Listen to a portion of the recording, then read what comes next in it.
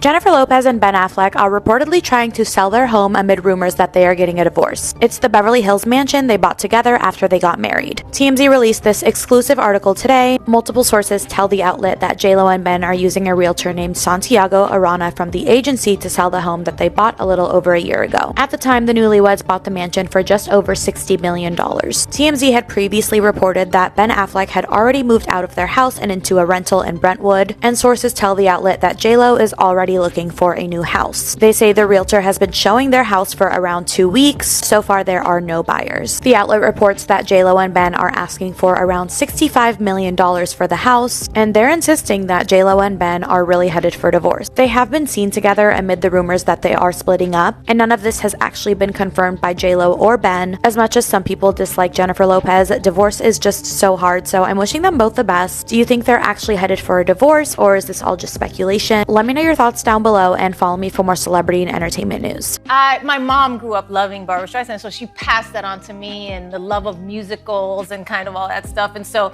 when I, was in Hollywood and I was acting, and it was, 20, 30 years ago, I met her, and I was just like, oh my God, I love you. And she was like, oh my God, she just kind of was like asking me to look at my engagement ring at the time that Ben had given me years ago. And lots of kind of just, so that's a pink diamond. And, and I was like, yes, it is. Jennifer Lopez's narrative transcends mere celebrity gossip, unfolding as a tale of perseverance and the pursuit of a healthier, more fulfilling life away from toxic entanglements.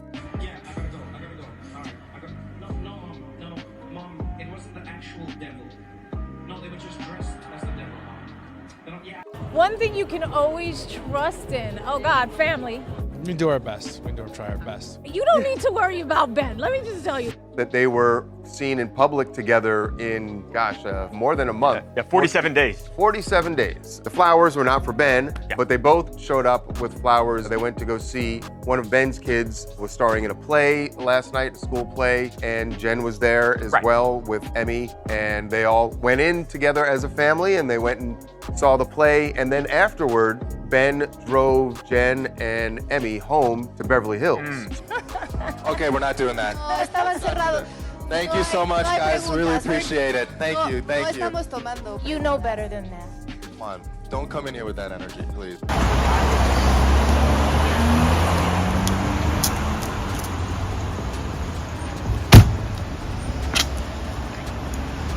Doesn't, I feel like, actually get mentioned enough. If I could just end on one thing, is that Jen is a producer on this movie, and the reason why I'm here and the reason why Sterling was in this beautiful movie is because Jen cares, and Jen cares about things like representation and diversity, and she's a boss, and she's an incredible creative and an icon, and that's what I think we should celebrate her for today. Well, that was quick. Apparently, Ben and Jen are already on the outs again, after less than 2 years of marriage. Love in some ways.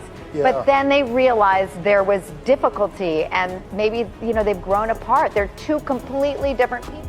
And this is like their one public outing in weeks, because he didn't even come support her at the Met Gala when she was a co-chair. So obviously this was planned, and it's just so fun. Jennifer Lopez and Ben Affleck are reportedly selling their home amid breakup rumors. According to multiple outlets, the couple's Beverly Hills home, which they bought together back in May of 2023 for $60.8 million, has been quietly placed on the market. Jennifer Lopez and Ben Affleck are clearly in a rough patch in their marriage of, less than 2 years at this point, because we know they are living in separate households right now. I got back together, it was just like, I want to make music again. I want to get back in the studio. I was very, very inspired. And when I think about, I was like, the same way This Is Me then captured that moment in time without me realizing it. The first time we kind of fell in love, I wanted to capture this moment in time. And now it's J.Lo and Ben in You've Got Mail. Subject line, yo girl, remember me?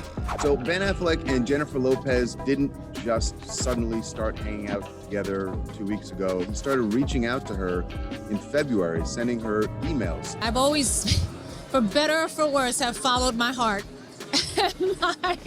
and my instincts, and This is where it brought me to. Why are people always worried about what face Ben has on? Like if Ben like walks out the house and he's like... Her journey stands as a beacon of hope for those grappling with similar adversities, demonstrating that strength and self-renewal can emerge even under the harsh glare of fame. Jennifer Lopez's reflections on her relationship with Sean Diddy Combs unveil a profound struggle with trust and personal boundaries, shining a light on the emotional toll of such entwined lives. Her experiences underscore the complexities of navigating infidelity and the added weight of rumors about potential same-sex relationships, heightening feelings of betrayal and confusion. Lopez's recollections of searching for Diddy, her fears of betrayal, and his persistent attempts to exert control post-breakup illustrate a relationship marred by toxicity and manipulation. A year after his son was born, Diddy left Kim for Jennifer Lopez. And get this, he didn't even have a proper conversation about him leaving the relationship. Instead, Kim had to learn about it in the papers, like fans. Had it been anyone else in her situation, they might not have been able to see past the betrayal. But this is Kim Porter we're talking about. She was able to pick herself up without any trouble. In fact, here's what she said about Diddy's new relationship. That relationship wasn't real. The world just saw the bright lights and the camera, but I knew what was really going on. He was still in love with me. He was calling 50, 60 times a day. Sometimes I wouldn't even talk to him because I was so angry. I couldn't be nice Kim. I had to be,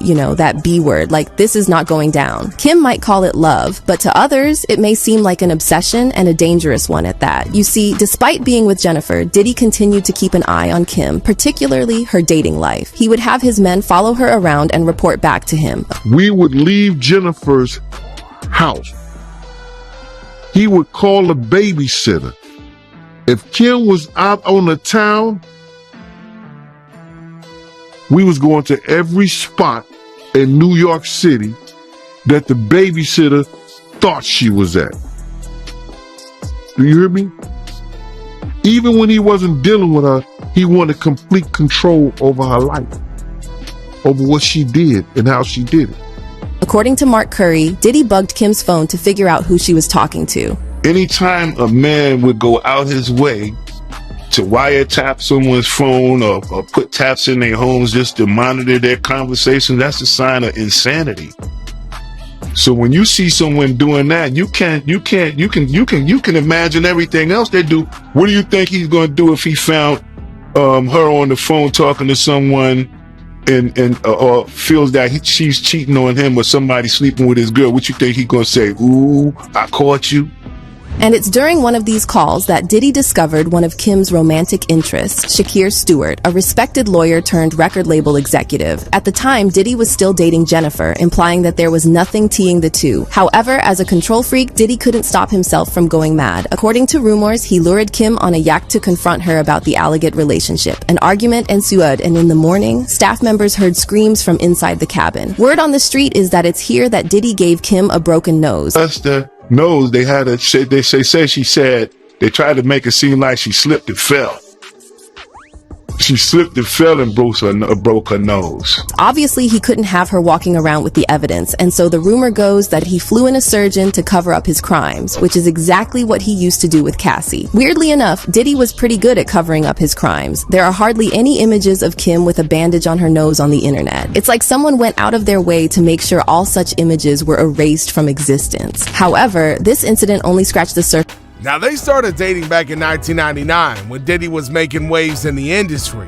To be specific, they started dating while Diddy was technically with Kim Porter, and she found out through social media that he was dating J-Lo.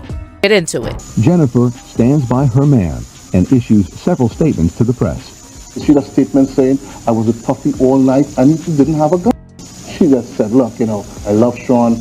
I'm going to be with him. And of course, Sean's album at the time was coming out was Forever. She said, I'm going to be with him forever. Do y'all remember that movie Enough, where J-Lo played a DV victim who learns to fight back against her husband? Well, word on the street is that this movie was inspired by J-Lo's relationship with Diddy. The timeline is interesting for sure because J-Lo accepted the role in Enough shortly after she broke up with Diddy in February 2001. J-Lo also later admitted that she suffered a nervous breakdown during the filming of Enough. She said, I was suffering from a lack of sleep, and I did have a kind of nervous breakdown. I froze up on set. Well, not on a set, but in my trailer. I was like, I don't want to move. I don't want to talk. I don't want to do anything. It was on that movie. Enough. Yeah, I did. I had a nervous breakdown. It's also interesting how the screenwriter Nicholas Kazan described this movie as a story about the worst aspect of the male psyche, that males have been taught traditionally to expect to get what they want. Now, if this doesn't describe Diddy to a T, it's no secret that Diddy is a massive narcissist with control issues. And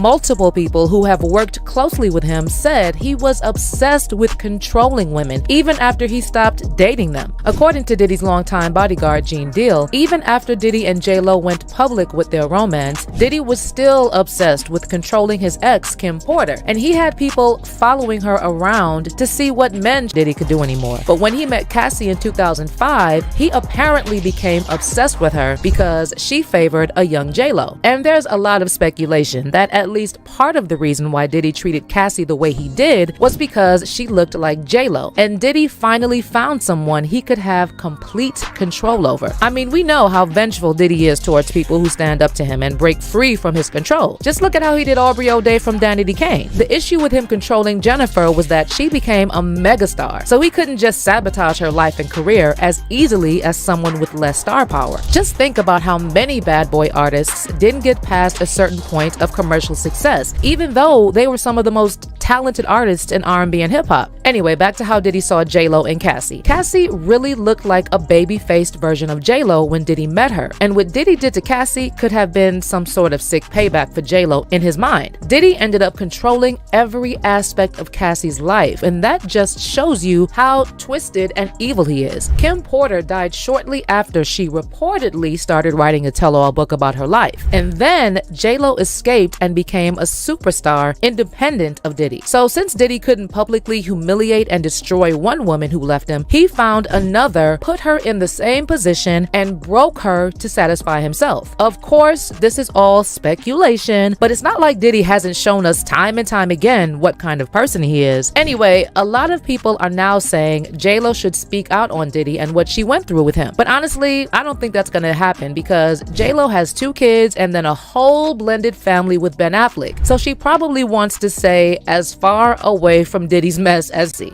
But J-Lo had a strong support team, and plus, she was already famous in her own right, so she managed to escape.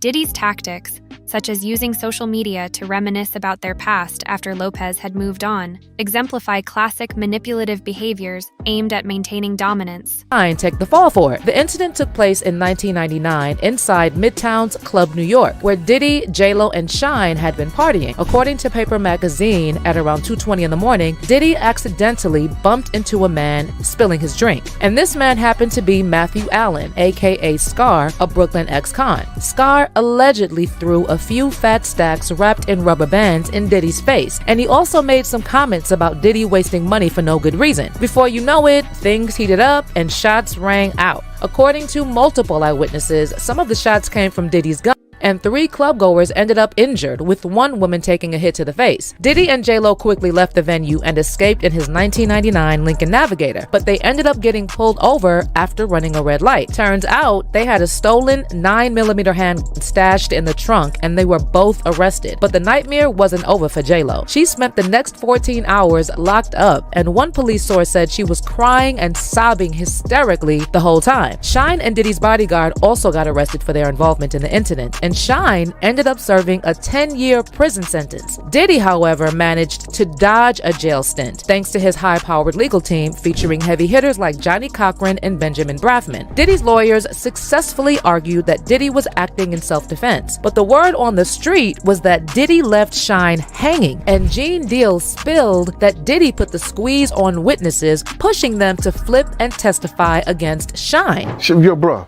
listen to me. Y'all hearing it from me, but Sean said it himself in his interview. You supposed to be my brother, and you got people testifying against me?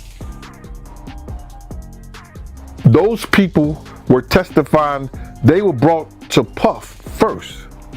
saying that what they saw against Sean and what they saw Sean do. By this point, J-Lo had seen enough, so she immediately dumped Diddy to save her career and possibly her life. Now, Diddy was pissed that he lost control of J-Lo, and he tried desperately to get her back. Okay, so I go to a window, and as they saw me, the person who was in charge out there or whatever, saw me appear at the window. Yes. I guess that was their cue. Yes.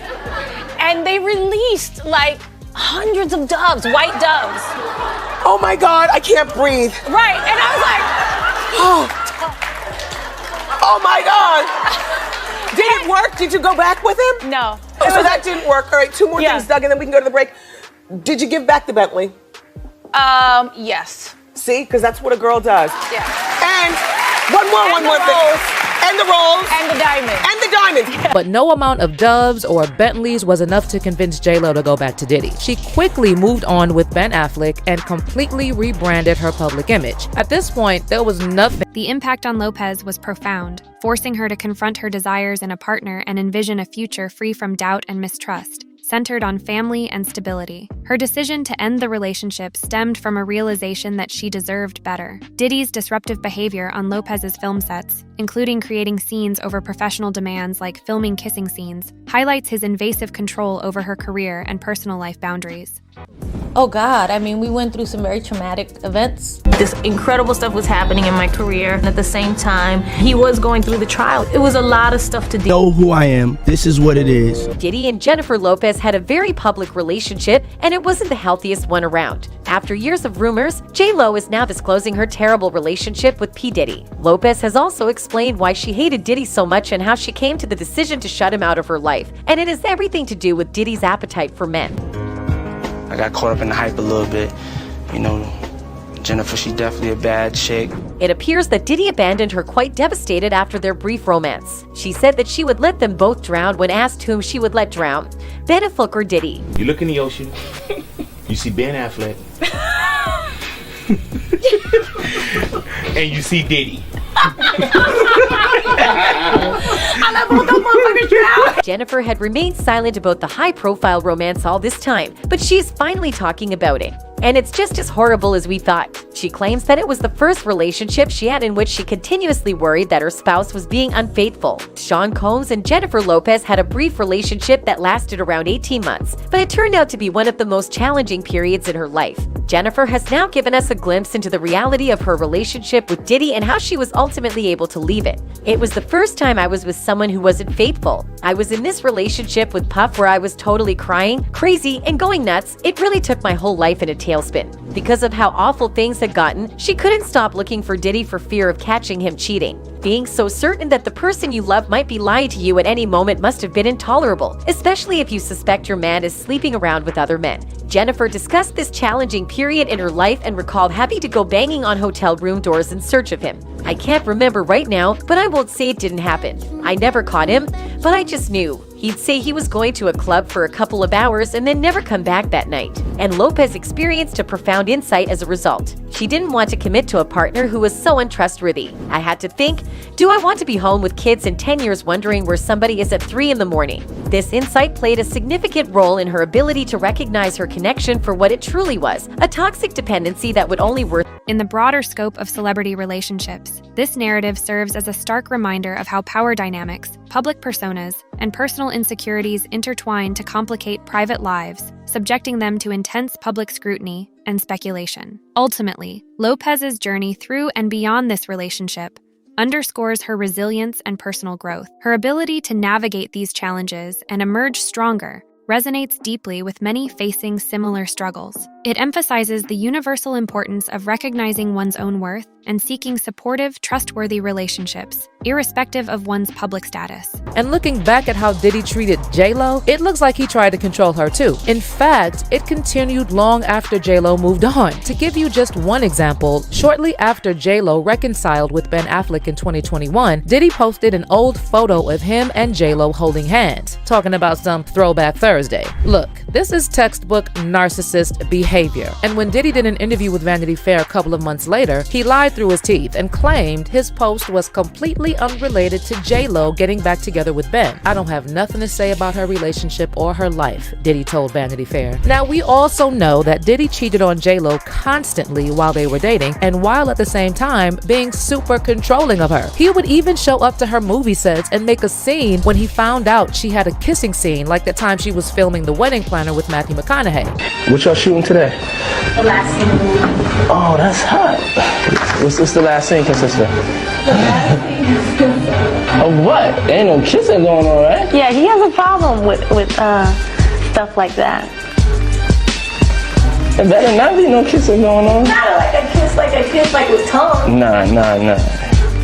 It's not like a kiss, it's like a last minute, last moment in a thing. It's not like we kiss all the whole movie. I think it's silly, kissing scenes, because I'm an actor and I know that it just doesn't mean anything and you don't care. Again, Diddy was cheating on J-Lo the whole time. Gene Deal even saw him getting it on with Kareen Steffans while J-Lo was in the house. And while Jennifer was upstairs, he was down there getting a fillet from her. Did she ever find out? She know now. And you said the female name was Karen? Yeah, Superhead. Oh, okay, Kareen Steffans. You got to say the full name, man.